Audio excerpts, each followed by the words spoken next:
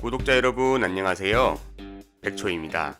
오늘은 동계를 맞아서 백초의 동계 배낭 구성에 대해 소개를 해볼까 합니다. 우선 프롤로그에선 동계 백패킹의 매력이 무엇이길래 그렇게 백패커들이 동계에 환장하는지를 시작으로 동계 백패킹 어떻게 준비하고 백초의 동계 배낭 품목을 소개하고 왜 이것들을 선택했는지에 대해 말씀을 드려보고 영상으로나마 동계 배낭을 함께 꾸려보면서 패킹 요령을 이야기해보고요. 마지막으로 동계 백패킹에서 주의할 점에 대해 간략하게 말씀을 드려볼까 합니다. 백패킹의 꽃은 겨울이다 라는 말이 있죠.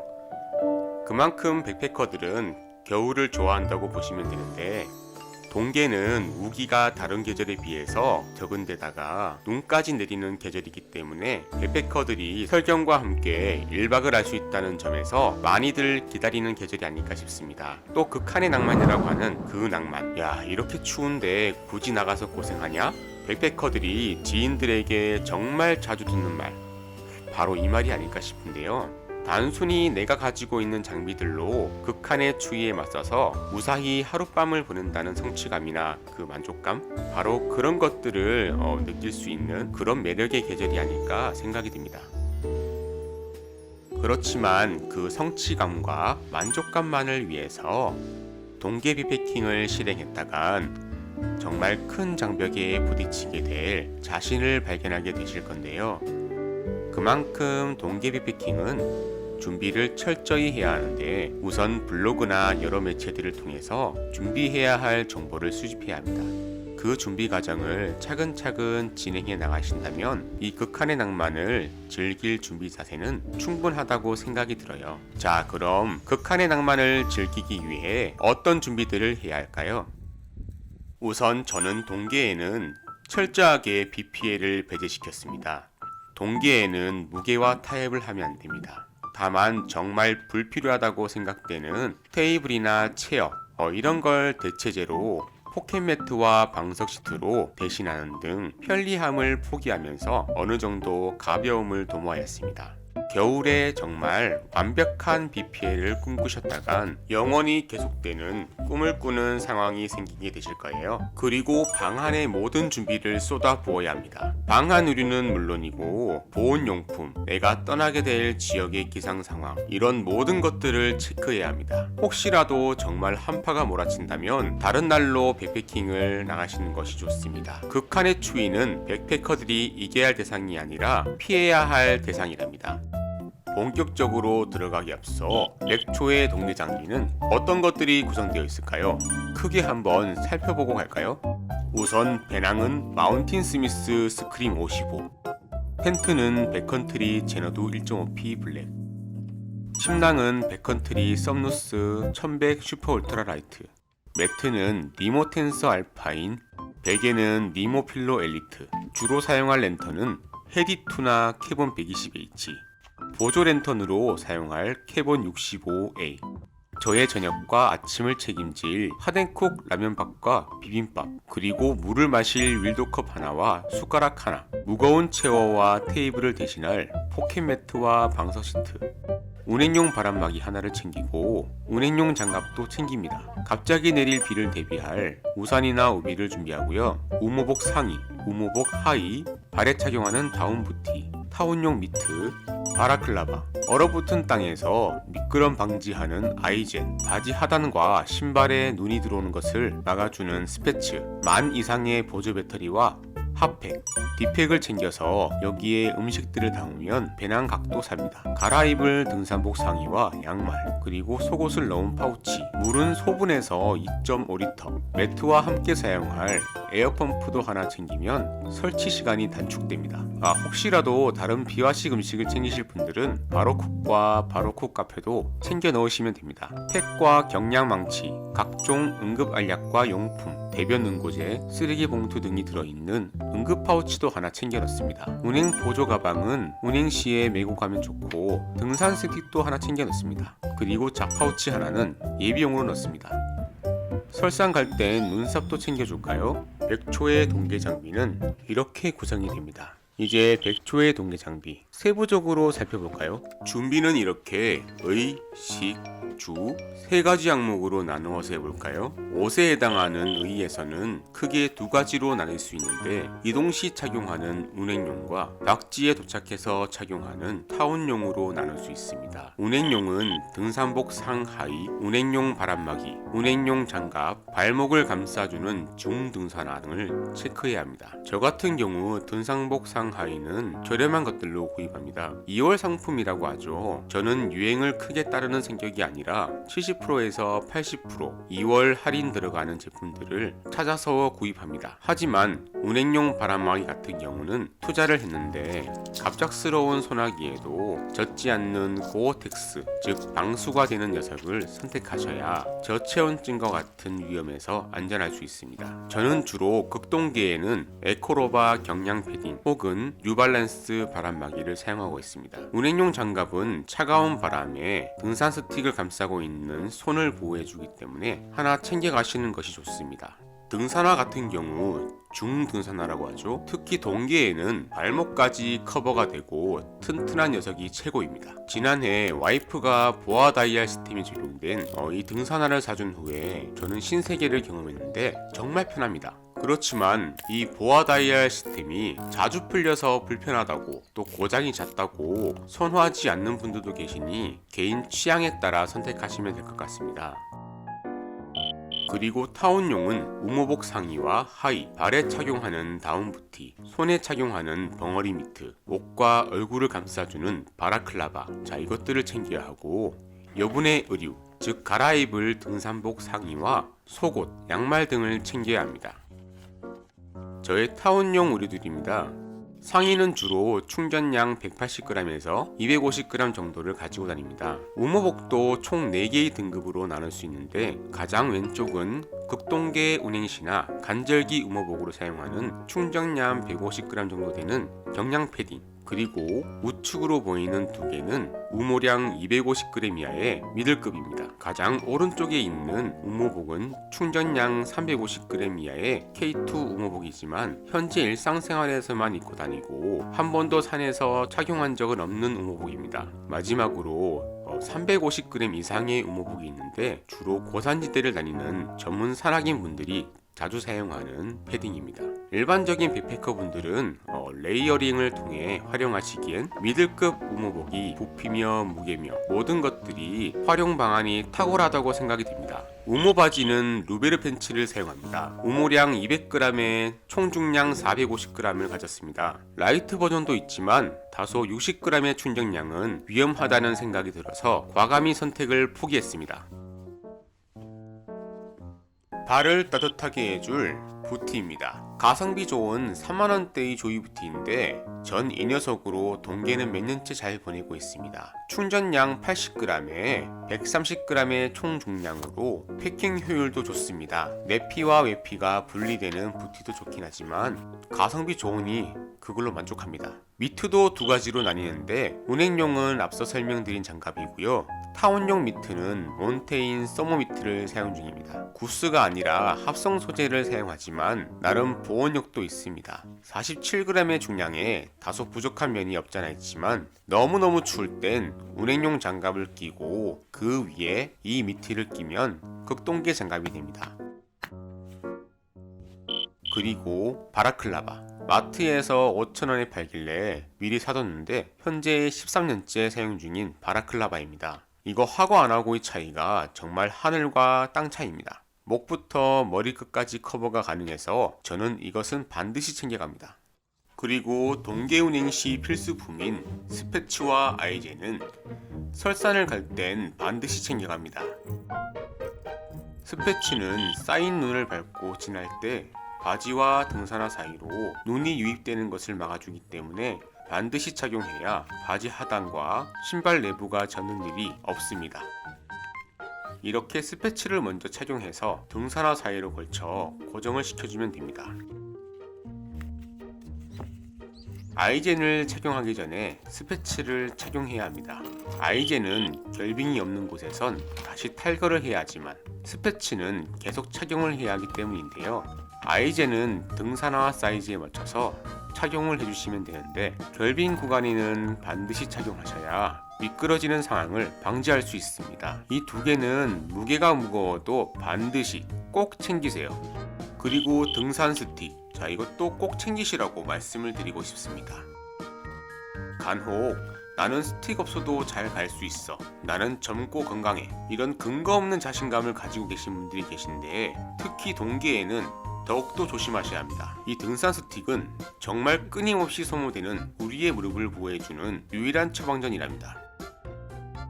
이 스틱은 제가 8년 전에 25,000원에 구입한 스틱인데 아직까지 잘 쓰고 있습니다. 비싼 녀석 말고 저렴한 것도 괜찮으니 꼭 챙겨 가자고요.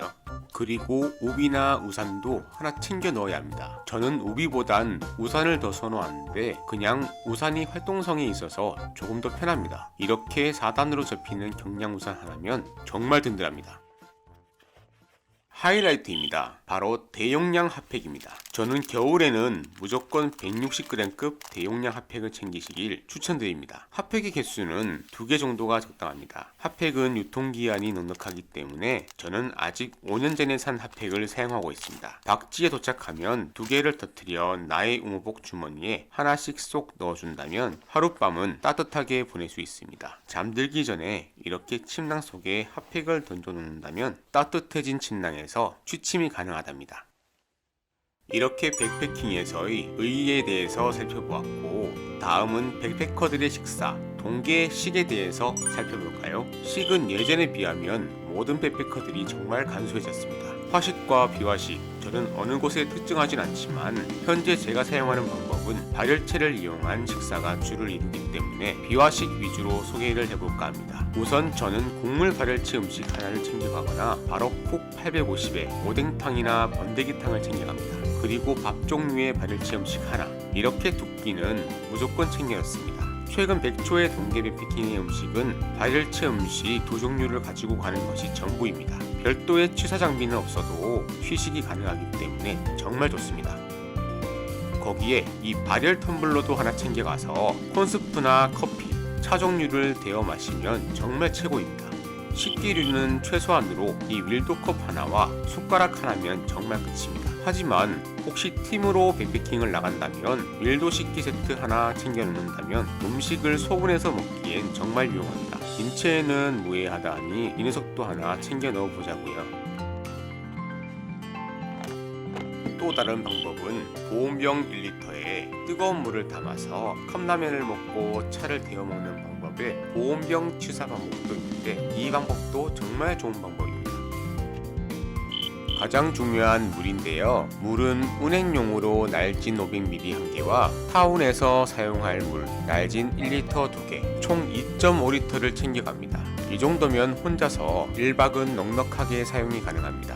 운행용 물은 따로 배낭에 보틀 파우치를 달아서 이동 중에 마실 수 있게 준비하고, 나머지 날진 1리터 2개는 각각 엑스트라 파우치에 담아서 이동하면 됩니다. 이렇게 물 배분은 효율적으로 패킹하면 됩니다. 특히나 영하권으로 떨어진 날씨에는 날진에 있는 물이 얼어버릴 수 있기 때문에 잠을 잘 때는 이렇게 침낭 속으로 물병을 넣어서 잠을 자면 물통이 얼어버리는 것을 방지할 수 있습니다. 슬기로운 동계 백패킹 생활을 하기 위해 꼭 살펴봐야 하는 마지막 주의입니다. 실제로 우리 백패커들이 생활하는 공간이기 때문에 하나하나 살펴보고 가도록 하겠습니다. 정말 무수히 돌고 돌아온 백초의 장비입니다. 돌고 돌아서 결국 가성비에 자리잡게 되었지만 제가 느낀 점이 하나 있습니다. 비싼 고가의 장비나 저렴한 저가의 장비가 백패킹 하는 데는 전혀 문제가 없다는 것입니다. 과시욕을 버리고 그냥 백패킹 자체만을 즐기는 자기 만족이 제일 중요한 것 같다는 생각이 듭니다.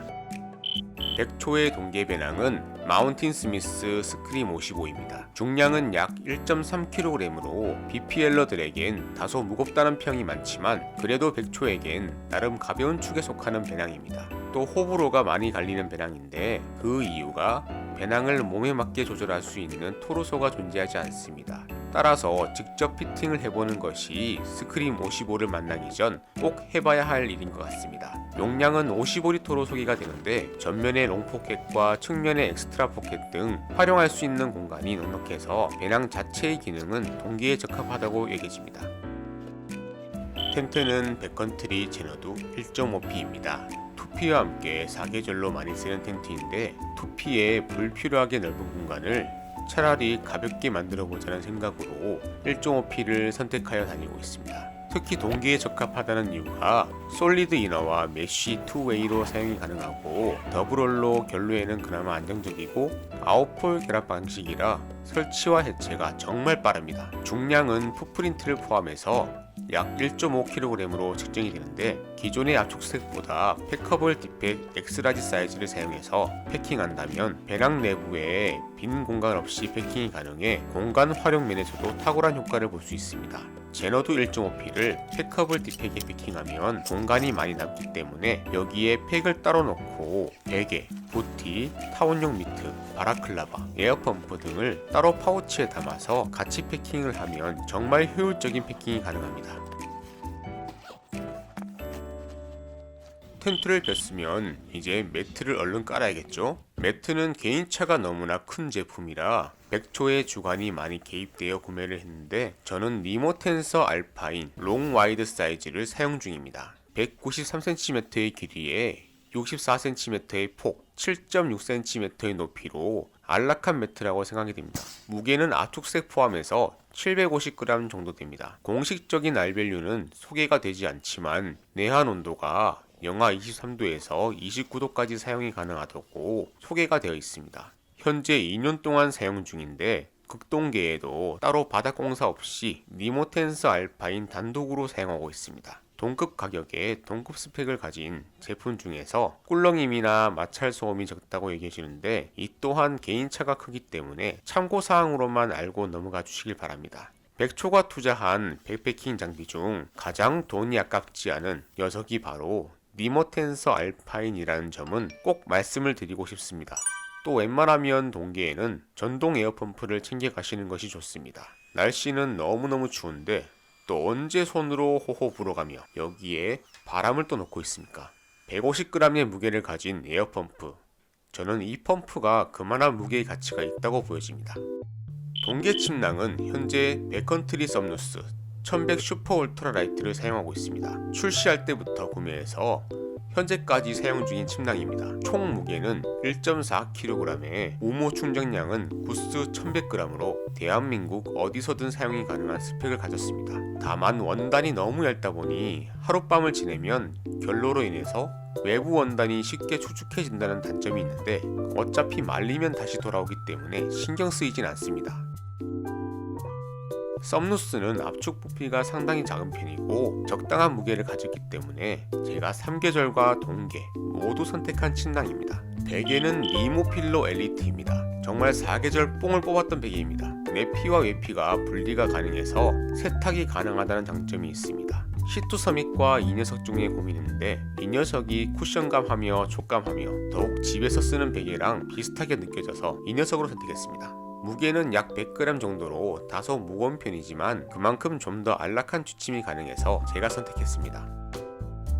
랜턴을 소개해볼까요? 랜턴은 현재 갖고 있는 랜턴 모두 크레모아입니다. 헤디 플러스와 헤디 2 그리고 캐본 120H, 캐본 65A 이 정도로 갖고 있는데 보조 랜턴 없이 하나만 갖고 가려면 배터리 용량이 3500 정도 되는 헤디 플러스가 제격입니다. 그렇지만 다소 무거운 무게, 100g이 넘는 무게에 머리에 착용하기엔 무리가 따른다고 판단이 되어서 저는 60g의 헤디2가 가장 적합한 랜턴이라고 생각이 들어요.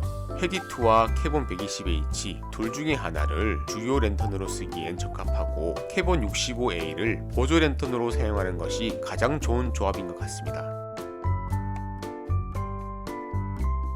인트로에서 살펴보았던 방석 시트와 포켓 매트입니다.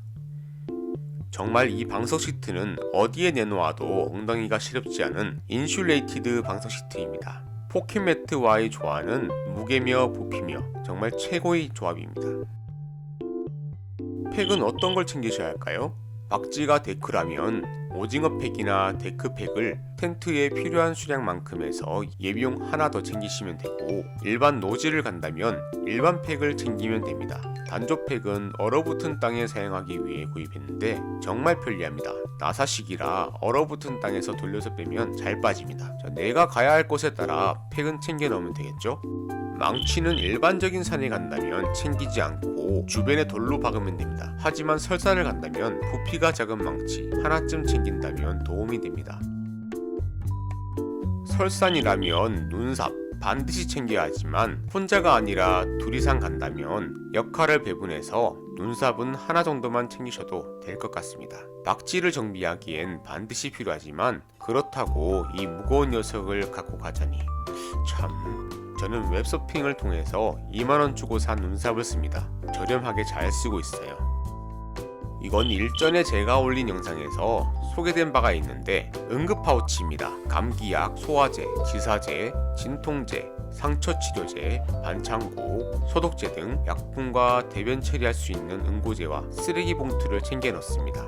상단의 링크를 통해서 자세히 살펴볼 수 있어요. 보조 배터리는 저는 반드시 챙겨갑니다. 추운 겨울엔 핸드폰이며 랜턴이며 배터리 소모가 더 빨리 되기 때문에 보조 배터리 용량은 10,000 정도 되는 것은 꼭 챙겨 넣는 것이 좋습니다. 운행용 보조 가방이라고 하죠. 저는 여기에 핸드폰, 차키, 행동식, 비상 랜턴 등 여기에 넣고 다닙니다. 이 정도의 장비들만 챙겨가면 100초의 동계 장비 구성은 끝났습니다. 그럼 이 장비들로 패킹을 해볼 텐데요. 스크림 55 배낭은 전면 개방이 가능한 엑스퍼 지퍼 사용이 가능하다는 점이 최고의 장점입니다. 침낭을 넣을 때 저는 이 지퍼를 열고 넣으면 훨씬 편합니다. 배낭 패킹 요령은 가볍고 부피가 큰 물건은 최대한 아래쪽으로 향하게 하고 무거운 것은 최대한 등 쪽으로, 즉 배낭 안쪽으로 패킹하고요. 좌측과 우측의 무게 균형은 항상 일정하게 유지하게끔 해줘야 합니다. 무엇보다 바로 사용이 가능한 물건은 상단에 배치를 시키면 됩니다. 더군다나 스크림 55의 경우 롱포켓이 외부에 장착이 되어 있기 때문에 체어를 갖고 가실 때는 체어 제로 정도는 패킹이 가능합니다. 하지만 저는 체어를 가지고 가지 않기 때문에 여기 한 곳에는 우모바지, 한 곳은 매트를 넣습니다. 그런데 우모바지, 매트를 넣어도 공간이 많이 남습니다. 그래서 추가적으로 방석 시트, 포켓 매트, 우산, 응급 파우치 등을 추가로 넣어 놓습니다. 언제든지 쉽게 꺼낼 수 있는 것은 배낭 상단이 아니라 여기에 넣을 수 있다는 점이 장점이죠. 그럼 배낭 패킹을 해볼까요? 가볍고 부피가 작은 물건은 최대한 아래쪽이랬으니 침낭이 여기에 해당합니다. 썸누스 1100을 최대한 작게 패킹을 해서 최하단에 배치를 시킵니다. 그 다음 텐트랑 팩, 베개, 부티, 타원용 미트, 바라클라바, 에어펌프 등등을 넣어놨던 팩커블 디팩, 그리고 그 위로 식기류와 잡다한 품목들이 담긴 디팩을 올려줍니다. 다 챙겨 넣었죠? 텐트 폴데이 포지션은 롱포켓 사이 내부 공간에 패킹하면 딱 맞습니다. 이제 우모복 상의를 넣고 여벌의 옷도 옆으로 채워줍니다. 박지에 도착하면 바로 우모복 상의를 입어서 몸을 따뜻하게 데워주는 게 중요합니다. 그래서 우모바지도 롱포켓에 넣어준 거고요. 일단 우모복 상하이부터 입는 게 가장 중요합니다. 운행 시에 언제든지 착용할 수 있는 아이젠과 스패치도 상단에 올려두고요. 운행용 바람막이도 위에 올려주고, 롤탑 형식의 배낭이라 이렇게 돌돌 말아서 배낭을 결속합니다. 사이드 한켠에는 응급 파우치를 달아 비상시 언제든지 사용할 수 있게 할 거고요. 등산 스틱은 배낭 후면에 패킹하면 됩니다. 운행용 장갑도 한쪽에 결속해 둘게요. 동계 배낭의 무게는 적게는 10kg에서 많게는 30kg 이상까지 다양한데 그만큼 배낭을 멜 때는 몸에 무리가 따르게 됩니다. 배낭을 매는 요령은 일단 바위나 나무 등에 지지해줄 다리 하나를 올리고요. 그 다리 위로 배낭을 올립니다. 그리고 몸을 틀어서 휙 돌려서 바르게 메어주면 됩니다. 그리고 체스트 스트랩을 조여주고 힙벨트도 조여주면 이동 준비는 끝. 자, 오늘 함께 했던 동계 빅패킹 영상 어떠셨나요? 자, 이제 준비는 다 되었습니다. 여러분, 동계 빅패킹 생각보다 준비할 게 많죠. 하지만 동계에 주의할 게 많기 때문에 준비를 이렇게까지 해야 하는데요. 가장 조심해야 할 것이 가스를 이용한 난방기구 사용으로 발생되는 일산화탄소, 정말 조심하셔야 합니다. 또한 절대 내가 모르는 길로 가서는 안 됩니다. 내가 갔던 길을 잘 기억할 수 있는 곳으로 가셔야 동계에는 특히나 더 안전합니다. 그리고 나의 체력을 100% 믿지 마세요. 코스를 정말 힘들게 익스트림하게 짜서는 안 되고, 무거운 짐을 짊어지고 가야 하는 동계 빅패킹의 특성을 잘 파악하셔서 자신의 체력에서 70% 정도 소모할 수 있는 곳으로 방향을 잡으셔야 합니다. 그리고 제가 이번 영상에서도 계속 강조해왔던 방한용품을 정말 잘 챙기셔야 합니다. 하기에도 마찬가지겠지만 물은 절대 부족하지 않도록 챙기셔야 하고요. 물은 하계 동계 가리지 않습니다. 그리고 자신의 위치는 반드시 지인에게 알려야 합니다. 동계에는 눈이라는 변수가 있기 때문에 자칫 위험할 수가 있습니다. 7번째는 고혈량 행동식 꼭 준비하세요. 배낭 정말 무겁습니다. 무거우니까 힘을 낼 수 있는 고열량의 행동식, 초코바 같은 건 반드시 보조 가방에 넣어서 이동하시면서 드시길 바랍니다. 마지막으로 100번 1000번 강조해도 부족한 LNT입니다. 다른 거는 다들 잘 하시니 걱정 없고 그냥 제발 똥 좀 가지고 오세요. 오늘도 제 영상을 시청해주신 구독자 여러분 정말 감사합니다. 역시였습니다.